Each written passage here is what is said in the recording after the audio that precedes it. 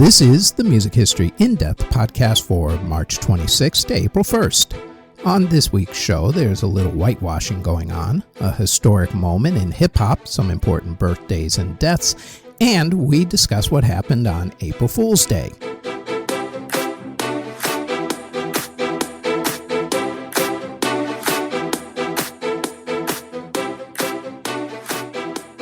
This show goes more in depth about some of the events that we put on our daily podcast, the Music History Today podcast, which drops every single day, including weekends, wherever you get your podcast from. Now, on to this week's episode. They say that imitation is the sincerest form of flattery. I say that it's the sincerest form of plagiarism. It's been going on for centuries. Some people actually believe that William Shakespeare's plays were written by another guy, Sir Francis Bacon. There's the now weekly lineup, of course, of copyright infringement lawsuits, some legit and some nothing more than a pure money grab, let's be honest. Imitation, or just flat-out stealing, gets very complicated when it comes to racial matters. What is one person's money-making opportunity or even love and appreciation for the medium is another person's cultural appropriation. Swing music grew out of the early era jazz, which had been consumed by mainly black audiences. Benny Goodman brought it to the white kids, and it grew into a cultural phenomenon. The general public apparently didn't know about twerking until Miley Cyrus did it on the MTV Video Music Awards. Twerking, for the record, has been a part of black culture for centuries, mind you. Since the beginning of rock and roll, when Cleveland disc jockey Alan Freed realized that white kids were buying R&B records from black artists and started playing those artists on his radio show, record labels have had white artists singing songs in genres that were mainly part of the black community in order to make money for themselves. Not for the people who originally wrote or sang the songs, mind you. For instance, Hound Dog by Big Mama Thornton was a hit in the black community until Elvis Presley got it and then turned it into a smash hit in the general public.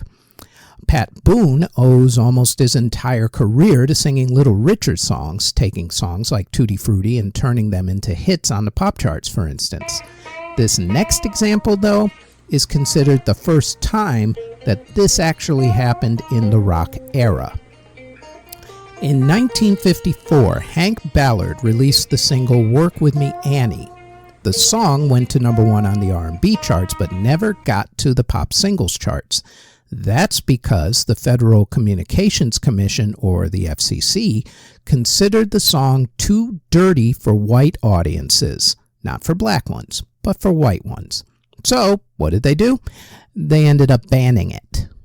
That song spawned what many called answer songs, or songs that responded to the original song with the same music for those who couldn't actually figure out what answer songs were all about.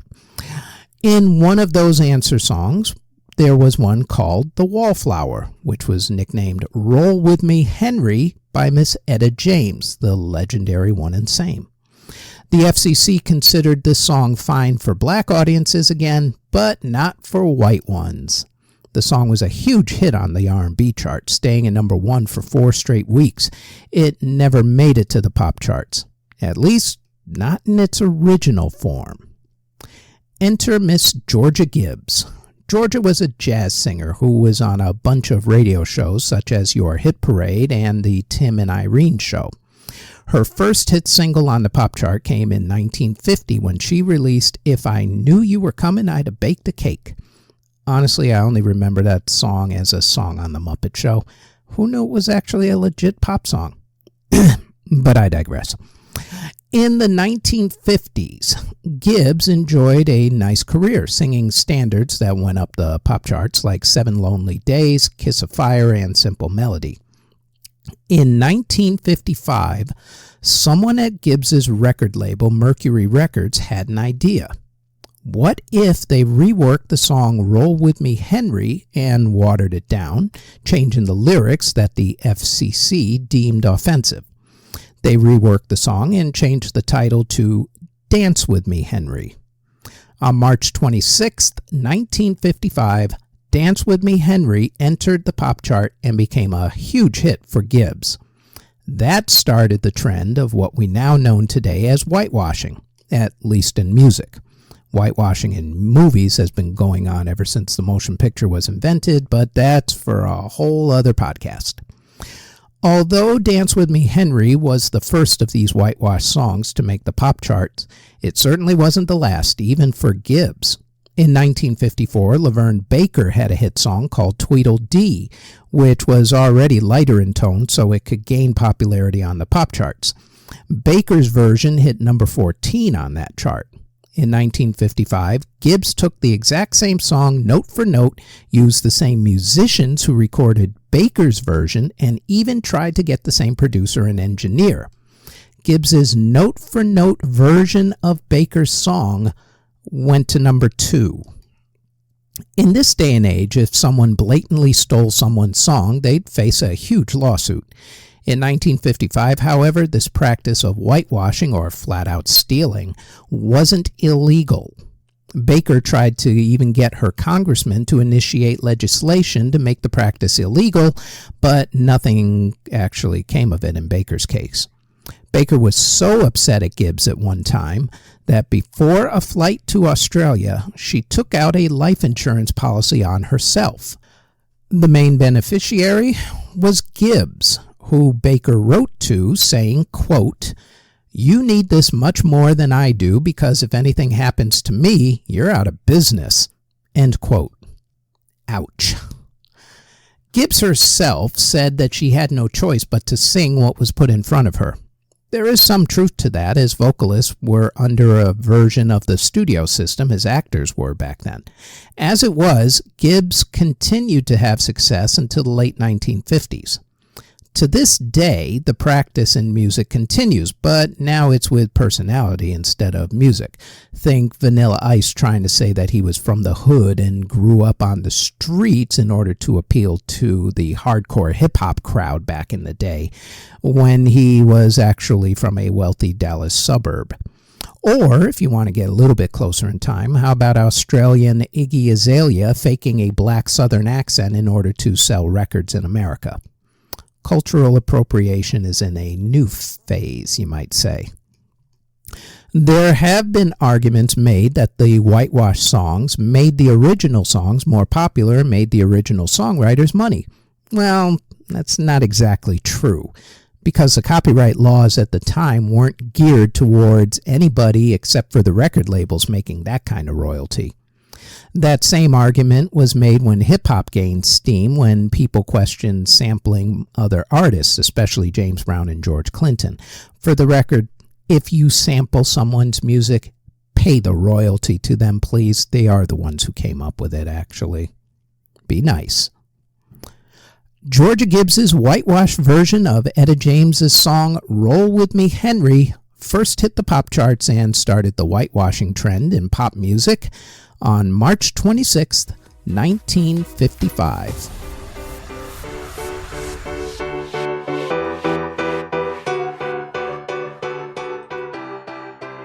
Before we go any further, we'd like to tell you about our other podcasts. The Music History Today podcast goes over the daily events in music history and drops daily, including weekends, on YouTube and wherever you get your podcasts. There's also the Music Halls of Fame podcast, which talks about a member of the Rock and Roll Hall of Fame, along with other Music Halls of Fame's museums and walks of fame. The Music Halls of Fame podcast drops every Thursday and can also be found on YouTube and wherever you get your podcasts. Now, back to this podcast.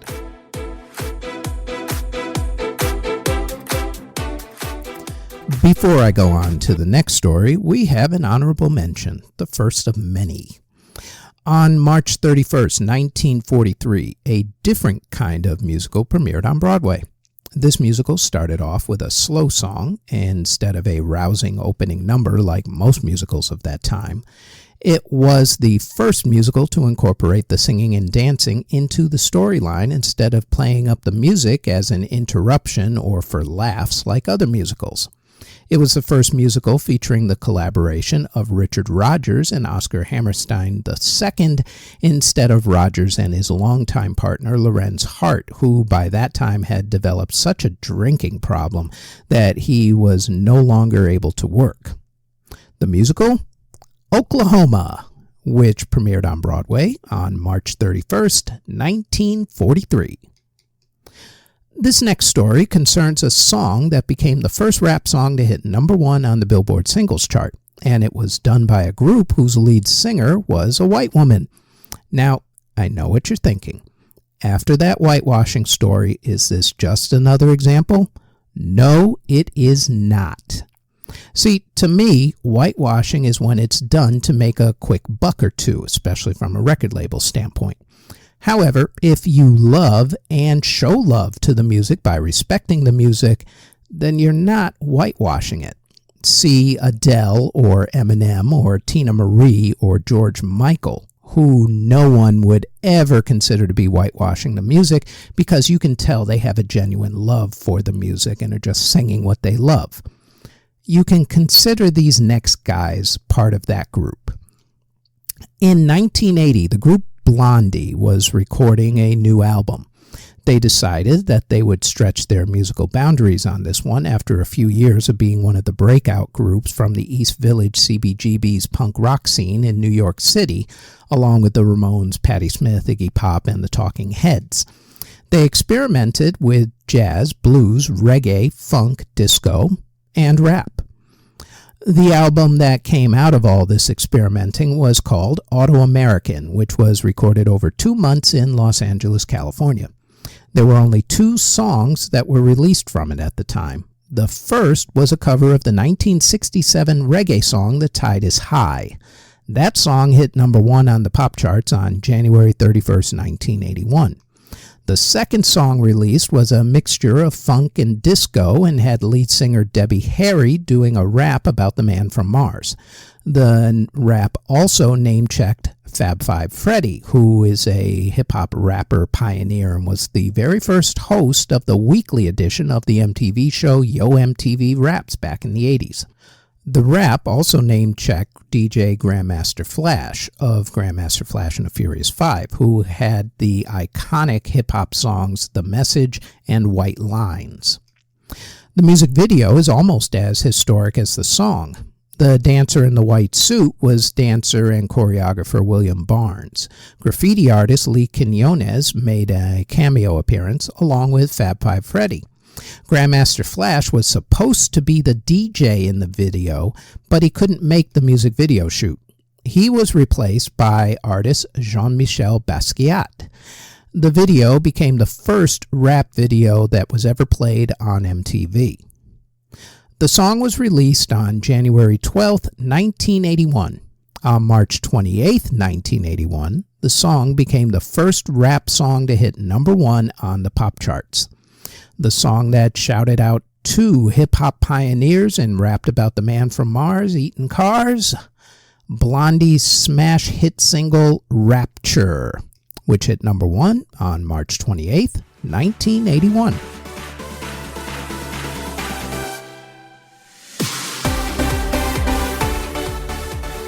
There are so many important birthdays this week that we actually had to split them up into male and female. So, as always, ladies first. This artist was born on March 27th. There's some dispute as to whether that was March 27th, 1969 or March 27th, 1970. Guess it depends on who you go with. She is one of the biggest selling artists of the past 30 years. She first burst onto the music scene with her debut album in 1990. She's had countless hits along the way, along with a number of publicized love affairs, marriages, and an extremely publicized mental breakdown, which people made fun of at the time, but really should not have. Her singing style, which includes notes that only dogs can hear, has been copied so much that vocal coaches blame her for vocalists ruining their vocal cords trying to emulate her.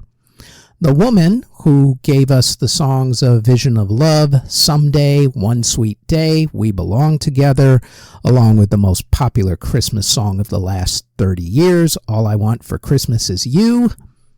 The Queen of Christmas, Miss Mariah Carey, born March 27, 1969 or 1970, depending on who you talk to. I'm assuming Mariah likes 1970. It shaves a year off. This next lady was born on March 30th, 1968. She was a teenage singing sensation, at least in French-speaking countries, having made a number of French-speaking records in the 1980s. Her first English-speaking album was Unison in 1990. It was then that she started gaining an international following. She's done a couple of residencies at Caesar's Palace, but she hit her career peak in the late 1990s when she sang the theme song to that movie about a boat that hit an iceberg and then just went down in 2 hours.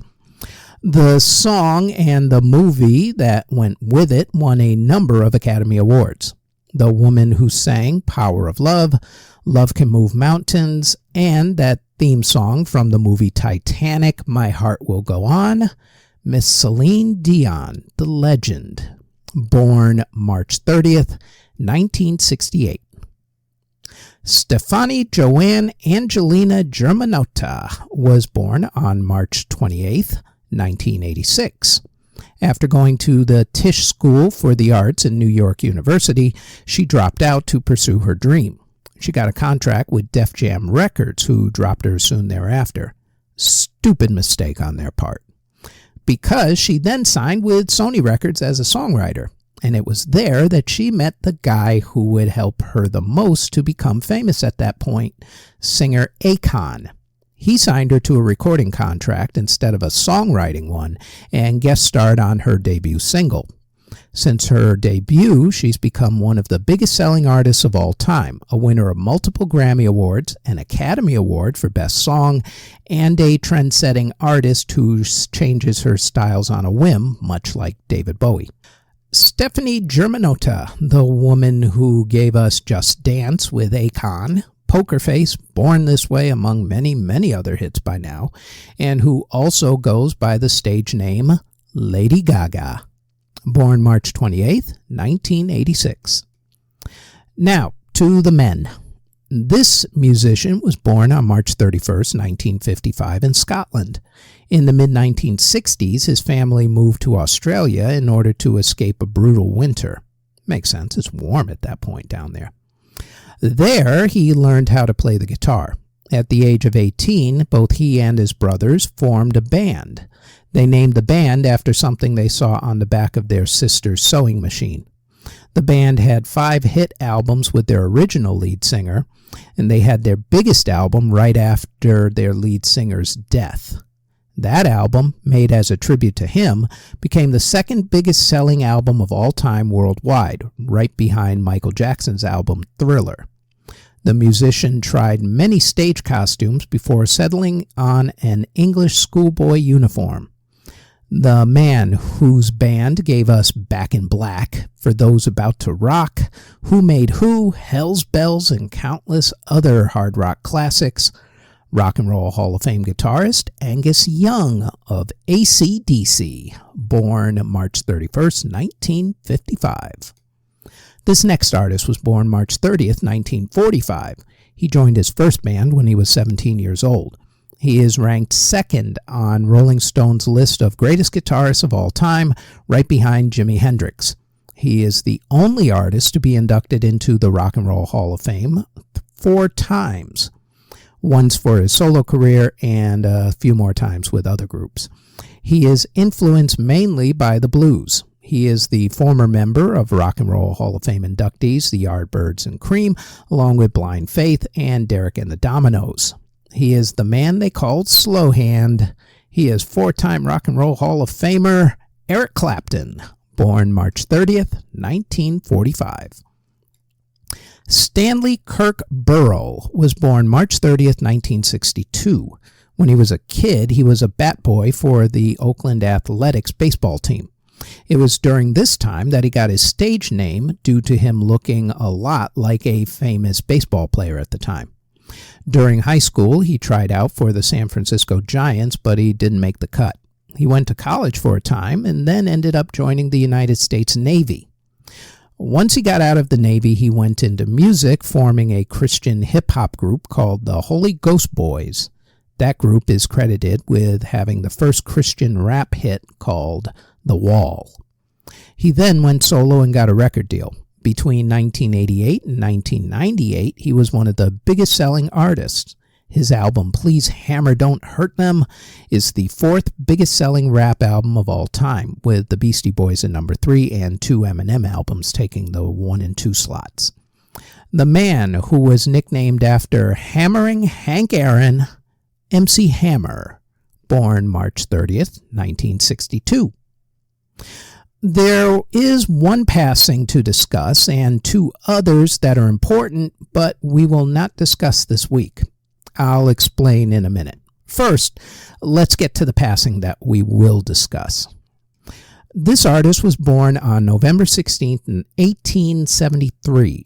His father was a pastor and thought that musical instruments were evil. Despite that, the son played guitar and then organ before settling in on cornet. When he was older, he taught music for a hot second until he realized how little he was making, so he quit and got a non-music job. During his off time, though, he formed a small orchestra and started traveling up and down the Mississippi River. It was then that he fell in love with the Delta blues.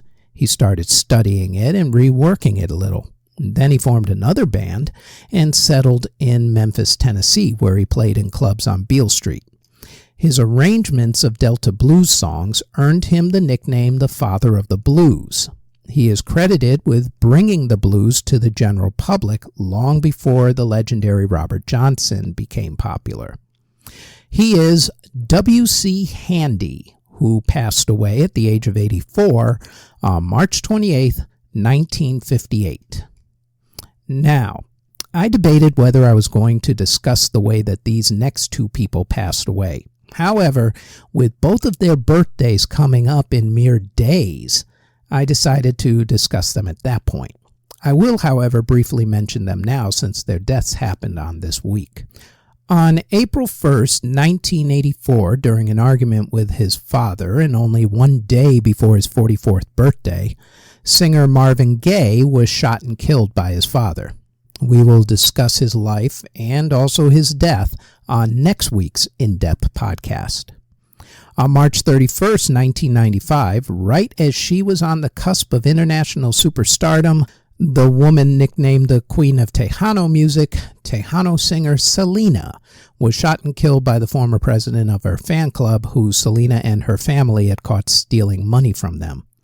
Selena's birthday is on April 16th, so we will discuss her life and also her death 2 weeks from now on that week's edition of the In-Depth podcast. Finally, to wind things down on a better note, April 1st is known as April Fool's Day. A few historical things of note happened that day, including more than a few pranks. For starters, it is the birthday of classical composing great Sergei Rachmaninoff, who was born in 1873. Also, blues great Alberta Hunter, who was born in 1895, and entertainer and also the mother of Carrie Fisher, Miss Debbie Reynolds, was born in 1932. The father of ragtime music, pianist and composer Scott Joplin, passed away on April 1st, 1917 at the age of 48. The aforementioned Marvin Gaye's death on April 1st, 1984, we already very briefly touched upon and will again on next week's podcast. Both singer-songwriter Adam Schlesinger of the group Fountains of Wayne, along with jazz musician Ellis Marsalis, who was the father of musicians Branford and Wynton Marsalis, passed away on April 1st, 2020. Both of them passing away from COVID-19, as did a lot of musicians at that point. Also, on April 1st, 1996, on his birthday no less, MC Hammer filed for bankruptcy protection. If you see one of the MTV or VH1's Behind the Music episodes on him, you'll understand that whole thing. April 1st was strangely a big day in the life of John Lennon and his immediate family. For instance, in 1964, John Lennon reunited with his father, Freddie Lennon, who he hadn't actually seen in 17 years as his pops ran out on him. In 1970, John Lennon and Yoko Ono played an April Fool's joke on the media, telling them that they were both getting sex change operations. In 1973, John Lennon and Yoko Ono formed their own country and called it Newtopia. That's a good joke. I like that one. In 1976, John's father, Freddie, passed away at the age of 63. And on April 1st, 2015, John's first wife, Cynthia Lennon, who is the mother of his first son, Julian Lennon, passed away at the age of 75. Perhaps the best thing about April 1st is all of the April Fool's Day jokes. Musically, quite possibly the biggest April Fool's Day joke is one that still continues to this very day, and it doesn't even have to be April Fool's Day to enjoy it. On April 1st, 2008, YouTube played a practical joke on people by replacing videos with Rick Astley's iconic music video of his huge hit, Never Gonna Give You Up, creating the very first Rickroll, a trend that's now been done to death by way too many people. Please stop it. Just please, please, please stop doing that. Anyway, happy April Fool's Day, everybody. And that is it for the Music History In-Depth podcast for March 26th to April 1st. Thanks for listening.